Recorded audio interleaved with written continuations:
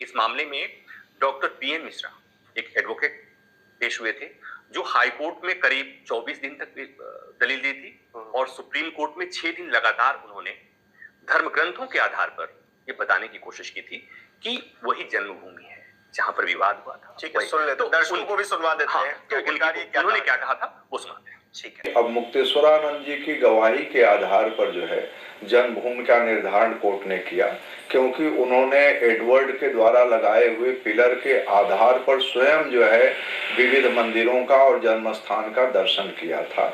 ऐसा साक्ष्य उन्होंने दिया था।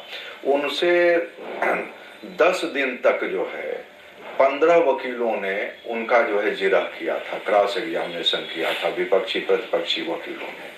तो उसके बाद भी जो है वो अविचल अटल रहे थे, इसलिए उनकी बात पर कोर्ट ने ये कहा है कि ऐसे गवाह की सत्यता पर संदेह करने का प्रश्न ही नहीं उठता है, इसलिए जन्मभूमि का निर्धारण होता है। उसमें वो क्या तकनीकी सवाल थे जो मुक्तेश्वरानंद ने साबित किए कोर्ट?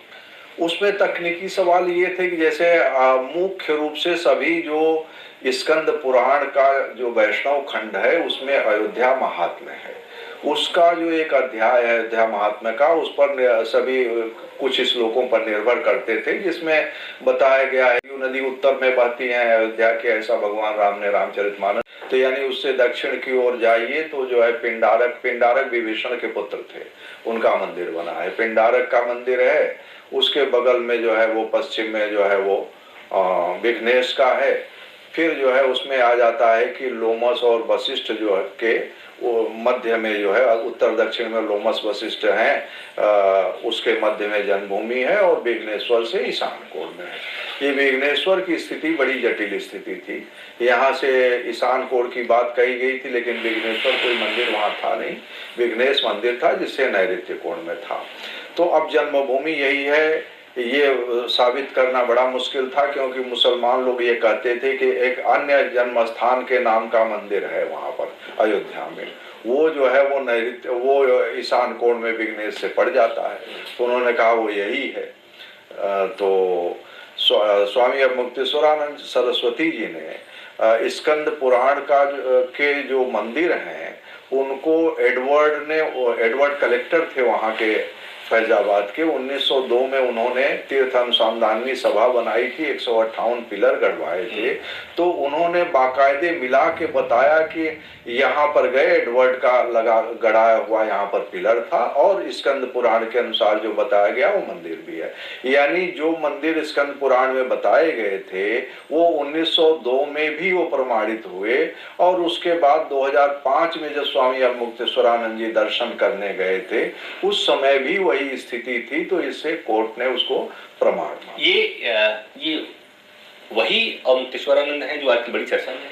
हाँ, वही स्वामी मुक्तेश्वरानंद जी हैं। इस समय वर्तमान में वो ज्योतिषपीठ के जगत गुरु शंकराचार्य हैं। उनके अलावा जो मुक्तेश्वरानंद को लेकर ढेर सारी बातें हो रही हैं, आप देखिए समझिए कि किस तरह से उनका योगदान है, कंट्रीब्यूशन है इस राम मंदिर के निर्माण में, और अयोध्या मामले में जो जीत मिली थी, रामलला की जीत जो हुई थी कानूनी तौर पर, आचार्य रामभद्राचार्य जी की भी गवाही हुई थी, उसके बारे में बताएं। देखिए, आचार्य रामभद्राचार्य की जब गवाही हुई थी उस समय जो हमारी जूनियर असिस्टेंट थी रंजना अग्निहोत्री, वो कोर्ट में उपस्थित हुआ करती। कानूनी तौर पर आचार्य रामभद्राचार्य जी की भी गवाही हुई थी, उसके बारे में बताएं। देखिए, आचार्य रामभद्राचार्य की जब गवाही हुई थी उस समय जो हमारी जूनियर असिस्टेंट थी रंजना अग्निहोत्री, वो कोर्ट में उपस्थित हुआ करती थी। मैं सीनियर काउंसिल बहस करने गया था। हम लोग जो ऑन रिकॉर्ड उनकी गवाही पढ़े हैं उसके आधार पर ही बताते हैं। तो उनकी जो गवाही थी, उन्होंने जो सभी ने साक्ष्य दिए, स्कंद पुराण, वाल्मीकि रामायण, रुद्रयामल, ये सब जो धार्मिक ग्रंथ है, धर्मगुरु हैं दिए, इनसे लोग प्रभावित इस मामले में थे कि ये दिव्यांग हैं, देख नहीं सकते। फिर भी इन्होंने जैसे बताया कि स्कंद पुराण के वैष्णव खंड अयोध्या महात्म्य के इतने श्लोक में ये लिखा है, तो लोगों पर उसका प्रभाव पड़ा कि मैंने कितना परिश्रम से इन्होंने पढ़ा लिखा है, वो बात अलग रही। लेकिन इन्होंने एक तुलसी दोहा शतक भी प्रस्तुत किया था। उस पर जो है वो जस्टिस सुधीर अग्रवाल जी ने जो मेजॉरिटी जजमेंट लिखा है उसको खारिज रिजेक्ट करते हुए उस पर कमेंट भी लिखा है क्योंकि दो चीजें होती है, जजेस का भी दायित्व होता है कि किसी भी पार्टी के वकील को या उस पार्टी को उसके केस के पर जो प्रतिकूल प्रभाव डालेगा वो गवाही उसको ना देने दे।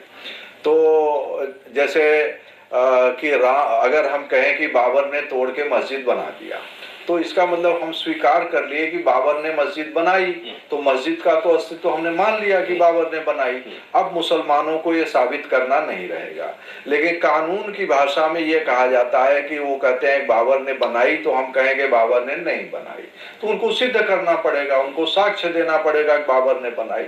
इसलिए जब हम अगर स्वीकार करने जाएंगे कि बाबर ने बनाई, तो एक बार न्यायमूर्तिगण अवश्य कहेंगे कि ये आप अपने पैर पे कुल्हाड़ी मार रहे हो, क्यों स्वीकार कर रहे हो, इनको साबित करने दो आप।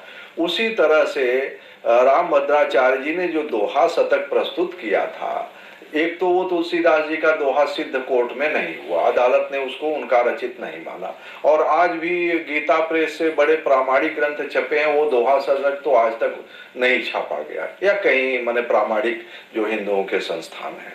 तो उसमें उन्होंने ये कहा जब बाबर ने तोड़ा, मंदिर को तोड़ा, मस्जिद बना दिया, ये सब कर दिया, तो उससे जो है वो मंदिर सिद्ध के माने मंदिर का कब्जा प्राप्त करने के प्रतिकूल होता था, क्योंकि एक लॉ ऑफ एडवर्स पोजीशन भी है। अगर आपका कब्जा हमने कर लिया, 12 वर्षों के अधिक समय तक रह गए, आपने नहीं छुड़ाया, तो वो लिमिटेशन से काल बाधित हो जाता है, आप अदालत के माध्यम से कब्जा नहीं ले सकते।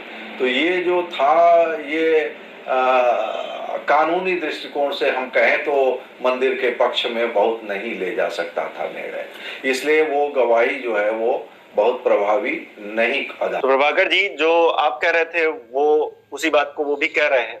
तो अब कुल मिलाकर ये समझा जाए कि शंकराचार्यों को लेकर जिस तरह का माहौल है वो शायद नहीं होना चाहिए इस देश के अंदर, और जहां जो सच है वो पता होना चाहिए। आप तो वकालत 24 आपने नया शो इसीलिए शुरू किया है इसीलिए कि कानून लोग जाने, समझे और सही बात को कोट करें कहीं पर भी अगर करना हो, सिर्फ व्हाट्सएप यूनिवर्सिटी वाला ज्ञान ना दे। हाँ, ये क्यों कह रहा हूँ ये क्यों कह रहा हूँ कि व्हाट्सएप और ये सोशल मीडिया का ये हाल है। इसी संदर्भ में बात करते हैं। अयोध्या मामले की सुनवाई चल रही थी, हम रोज सुप्रीम कोर्ट में जा रहे हैं, हाँ, और पता चला कि अचानक उस समय एक मैसेज चल रहा है कि आचार्य रामभद्राचार्य जी की हाईकोर्ट सुप्रीम कोर्ट में पेशी हुई और उन्होंने ये बातें कह दी।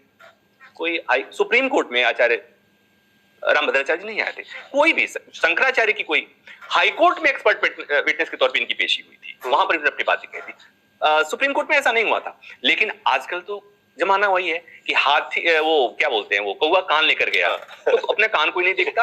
और दूसरी बात, दिक्कत एक और पीड़ा है कि अगर आप टोकते हैं बीच में तो लोग कहते हैं तुम्हें क्या पता है, हमने तो यहाँ देखा है, हमने तो यहाँ पढ़ा है, हम तो वो वीडियो देख रहे थे, सोशल मीडिया पर वीडियो आजकल भरमार है।